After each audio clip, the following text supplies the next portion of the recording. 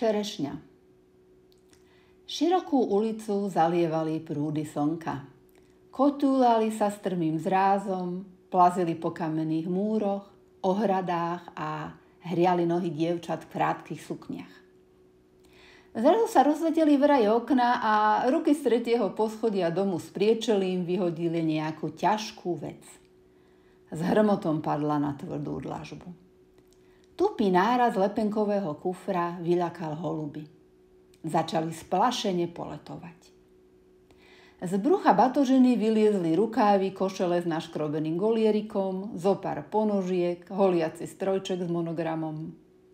Hliníkový obal zubnej pasty praskol a začala z neho pomaly vytekať červeno-biela pásikavá hmota. Niečie ruky prudko zatvorili okno a pricvikli záclonu. Veraje sa znovu rozleteli a záclona zmizla vo vnútri domu.